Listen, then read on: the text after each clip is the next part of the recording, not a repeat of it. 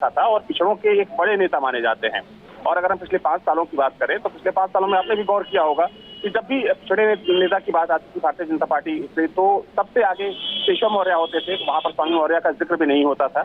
और कुछ वैसा ही हाल दारा चौहान का भी है। हालांकि देखिए, क्योंकि अपने क्षेत्र में जहां से चुनाव लड़ते हैं, अगर हम पटरौना की बात करें या फिर जहाँ के दारा चौहान रहने वाले हैं, मऊ की बात करें, तो अपने क्षेत्र में इनका प्रभाव तो जरूर है। लेकिन हाँ, अगर सिंबॉलिक तौर पर देखा जाए तो भारतीय जनता पार्टी के जो पिछड़े लीडर हैं वो केशव प्रसाद मौर्य है, ना कि स्वामी प्रसाद मौर्य। हाँ, कितना टेंट करेंगे ये समय बताएगा, लेकिन इनके जाने से भाजपा प्रेशर में जरूर है।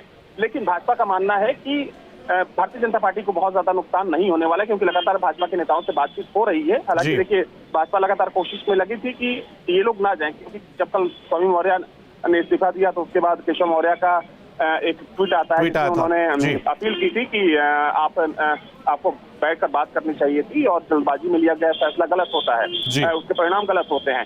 तो भाजपा चूंकि अंडर टेबल कोशिश कर रही थी कल कि ये लोग ना जाएं, लेकिन फिर भी अगर चूंकि ये चले गए हैं तो भाजपा के जो नेता हैं, हालांकि कल उन्होंने बयानबाजी से बचने का फैसला लिया। आज भी कई नेताओं से मेरी बातचीत हुई तो उन्होंने कहा कि अभी इस मसले पर हम लोग नहीं बोलेंगे। तो जाहिर सी बात है कि भाजपा चाह रही थी कि जब तक जो पूरी पिक्चर है वो क्लियर ना हो जाए तब तक जवाबी हमला ना किया जाए। लेकिन अब देखिए, चूंकि स्वामी मौर्य जा चुके हैं और दारा चौहान को लेकर अटकल लगाई जा रही थी कि हो सकता है कि इनको नेताओं से बातचीत के बाद जो पार्टी के नेता इनसे बातचीत करेंगे तो ये अपना मूड चेंज कर सकते हैं, अपना फैसला बदल सकते हैं। लेकिन उन्होंने आखिरकार इस्तीफा दे दिया, तो इसका कोई बहुत बड़ा नुकसान भारतीय जनता पार्टी को होता दिख नहीं रहा है। क्योंकि देखिए, अगर हम 5 साल की बात करें तो भाजपा मोदी योगी के चेहरे पर चुनाव लड़ने वाली थी, ना कि स्वामी मौर्य और जो दारा चौहान है इनके चेहरे पर। और लेकिन अविनाश, इस फैक्टर को भी डिनाई नहीं कर सकते हैं कि मऊ के मधुबन विधानसभा सीट से विधायक थे और बीजेपी इनके ही दम पर वहां पर पहली बार जीत हासिल कर पाई थी।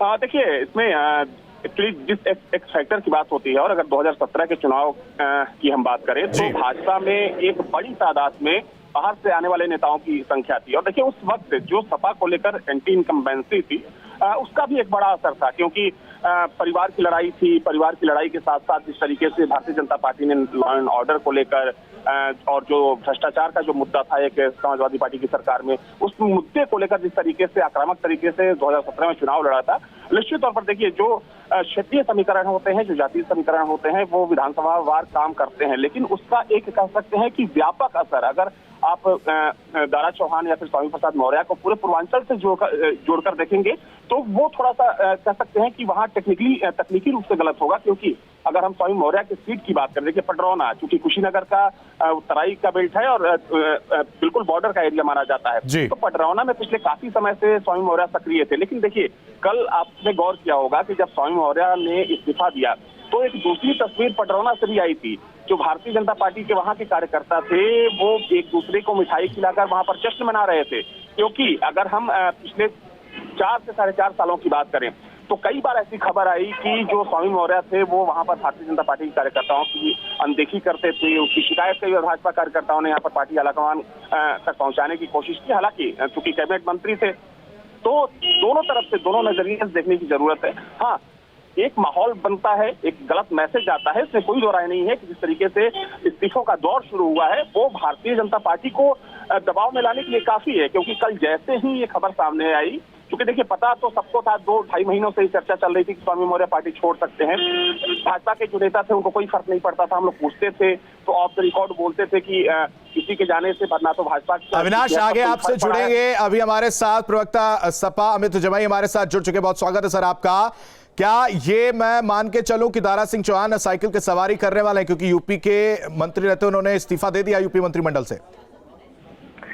देखिए, भारतीय जनता पार्टी की उत्तर प्रदेश में जो क्रेडिबिलिटी है वो खत्म हो चुकी है और जनता का बहुत ज्यादा गुस्सा है। और जो उनके एमएलए हैं, मंत्री हैं, जो काम नहीं कर पाए और खासकर जो शोषित वंचित समाज से आते हैं उनके ऊपर बहुत दबाव है। और जब से माननीय अखिलेश यादव जी ने जातिवार जनगणना और आबादी के हिसाब से सबको हक सम्मान देने की बात कही है, तो सबको ये लगता है कि ये जो दलित पिछड़ा विरोधी भारतीय जनता पार्टी है वहां पे उसका कोई भविष्य नहीं है जी। अब ये जो एक बड़ी आबादी है पिछड़ों की, आपको मालूम है कि आरक्षण पे हमला हुआ, आपको पता है कि सामाजिक न्याय की समिति जो रिपोर्ट थी वो पटल पे नहीं रखी गई। जी। तो अभी तो बहुत और बहुत सारे नाम आने वाले, दिल्ली से भी नाम आएंगे अभी। जी जी, इसी का जवाब ले लेते हैं। चलिए आगे आप अपनी बात कंटिन्यू कर सकते हैं अमित जी। ये जो सुनामी है लाल झंडे की, लाल इंकलाब की, 10 मार्च को उत्तर प्रदेश से भारतीय जनता पार्टी का जो इतिहास है वो समाप्त हो जाएगा। तो क्या आप ये कह रहे हैं कि समाजवादी पार्टी के साइकिल पर सवार होंगे दारा सिंह चौहान या नहीं? उन सभी का जो सामाजिक न्याय, भारत के संविधान, लोकतंत्र और उसकी बुनियादी असूलों को बचाना चाहते हैं जी, माननीय अखिलेश यादव जी, उन सभी ताकतों को साथ लेकर एक बड़ा सतरंगी रंग बना के हम चुनाव में जाएंगे और भारतीय जनता पार्टी इस सतरंगी रंग में दारा सिंह चौहान रंगते हुए नजर आ रहे हैं क्या सर? क्लियर करिए ना। मैं आपसे कह रहा हूं कि वो सर्विस होकर जो हमारा शीर्ष नेतृत्व है माननीय राष्ट्रीय अध्यक्ष जी की तरफ से जी, इस पर पूरी बात कंप्लीट आएगी। लेकिन हमारा ये कहना है कि वो सभी लोग जो सामाजिक न्याय, संविधान, आरक्षण के हक में हैं, दलित, पिछड़ा, गरीब लोगों के हक में हैं, उनके सम्मान के हक में हैं, उन सभी लोगों का। अच्छा चलिए, इसमें नहीं, कम से कम स्वामी प्रसाद मौर्य की बात पे तो बता दीजिए, आ रहे हैं क्या वो? नहीं, मैं आपसे ये कह रहा हूँ कि अभी तो स्वामी प्रसाद जी हों, दारा सिंह जी हों, अभी तो ऐसे नाम आने हैं, मुख्यमंत्री बाबा योगी आदित्यनाथ की नींद उड़ने वाली है जी, क्योंकि जनता, आपको मालूम है, उन्नाव में इनके विधायक को जनता ने कूट दिया जी, प्रतापगढ़ में इनके सांसद को जनता ने कूट दिया। क्यों कूटा? क्योंकि इन्होंने 5 साल काम नहीं करने दिया। जितने एमपी थे राज्यसभा लोकसभा के, उनके सारे बजट मोदी जी ने छीन लिए। तो इनकी नीतियों की वजह से पूरा उत्तर प्रदेश 5 साल पीछे चल गया जी। आप बताइए, रोजगार उत्तर प्रदेश में सबसे बड़ा मुद्दा है आज की डेट में। 5 साल में जितने भी इम्तिहानात हुए, जो लोग बैठे अभ्यर्थी, ये सब में पेपर लीक हो गया, नौकरियां नहीं मिली। चाहे वो शिक्षा मित्रों का वादा था, बाबा मुख्यमंत्री जी ने कहा था शिक्षा मित्रों की जिम्मेदारी मेरी है। देश के इनके मुखिया ने कहा था कि शिक्षा मित्रों की जिम्मेदारी अब से मेरी है। क्या हुआ? 5000 शिक्षा मित्रों उत्तर प्रदेश में हमारे गरीब गुरबा परिवार से आए हुए नौजवानों ने, महिलाओं ने आत्महत्याएं की हैं। क्या करेंगे? ऐसा है, ठीक, आप लोग एक मिनट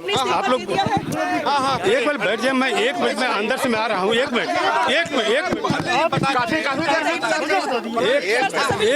अच्छा सुनिए, मंत्री सवाल सीधा, इस्तीफा क्यों दिया आपने? देखिए ऐसा है, इस्तीफा क्यों दिया? थोड़ा दूर, इस्तीफा क्यों दिया? इस्तीफा दे दिया है, अपने फाइनल मान लिया जाए और निश्चित रूप से जरा दूर करिए। देखिए मैं सबसे बात करूंगा, आप चिंता मत करिए, थोड़ा सा दूर करिए।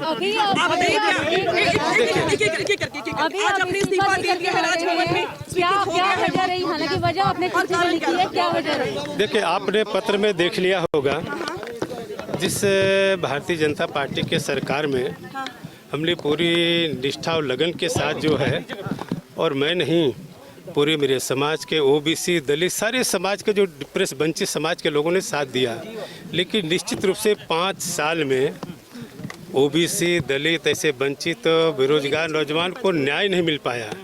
इससे आहत होकर के मैंने इस सरकार से इस्तीफा दिया है। आखिर में सबसे आपको याद क्यों आया? सबसे आखिर में जब सरकार खत्म, तो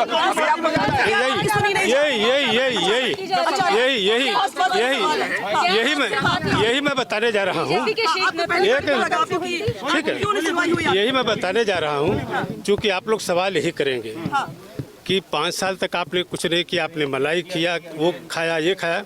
मैं कहा कि जिस गरीब समाज, पिछड़े समाज, दलित समाज के नाते आज बहुमत की सरकार बनी, लोग मलाई खा रहे हैं, लेकिन उस पिछड़े दलित को कुछ भी नहीं मिला।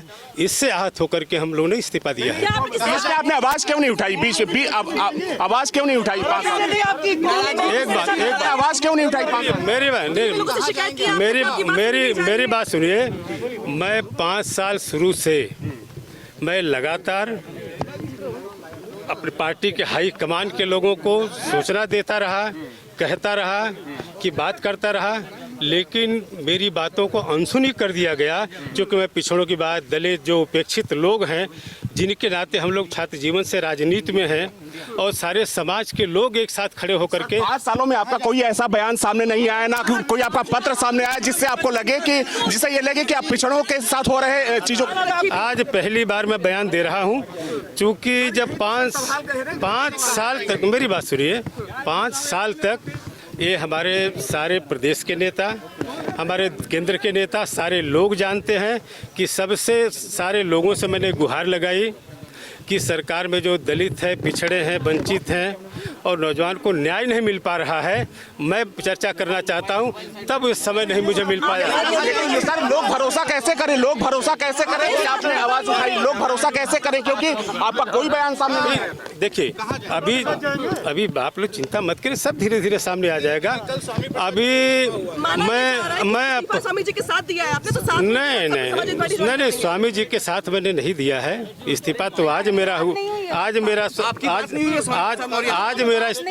इस्तीफा हुआ है, लेकिन ये है कि मैं अपने प्रदेश में जो भी हमारे समर्थक साथी हैं, जिनके नाते हम लोग राजनीति में हैं, जिनके नाते हमारी ताकत है, उन सारे लोगों से बात करने के बाद जैसा फैसला होगा वैसा मैं निर्णय लूँगा। मैं बीजेपी से किसी की बात हुई क्या आपकी? नहीं, मैं पार्टी में रहा हूँ तो मेरी बात तो सारे नेताओं से होती रही है, सारे लोगों से मैं अपनी बात को कहता रहा। मैंने ठीक है, सारे लोगों से मैं बात करता रहा।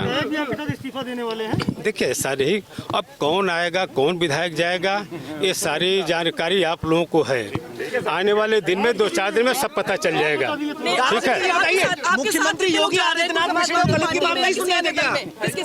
निश्चित रूप से आज जिस तरीके से पिछड़े समाज या दलित समाज के लोगों में जो तकलीफ है, अगर ये बात लोगों की सुनी जाती तो फिर क्यों ये स्थिति आती? मुख्यमंत्री नहीं सुनते बात आपकी।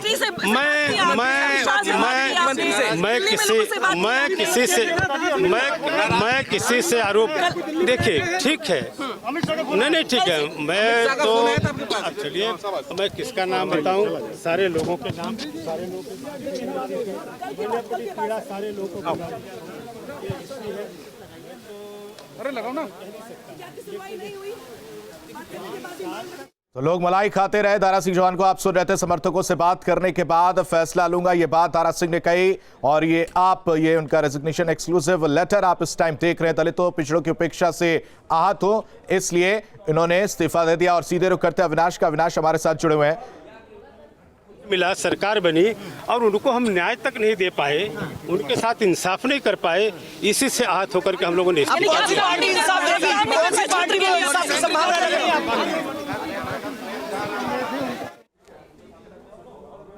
और सीधे अविनाश का रुख करते हैं। अविनाश, समर्थकों से बात करने के बाद ये फैसला लेंगे और साथ ही इन्होंने भी वही बात कही जो स्वामी प्रसाद मौर्य ने कही थी कि उपेक्षा से आहत हूं।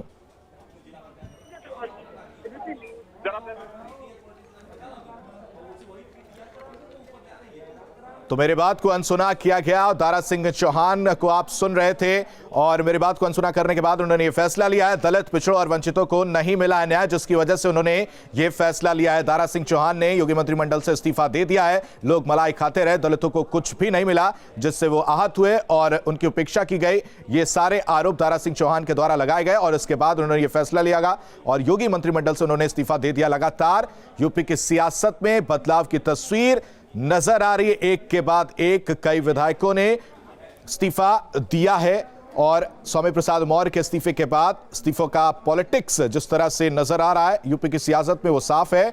और दारा सिंह चौहान ने भी इस्तीफा दिया है। और हमारे साथ अमित जमई हमारे साथ जुड़े हुए हैं। अमित, अगर बात करें दारा सिंह चौहान की, तो उन्होंने कहा कि उपेक्षा से तो इसलिए उन्होंने ये फैसला लिया है।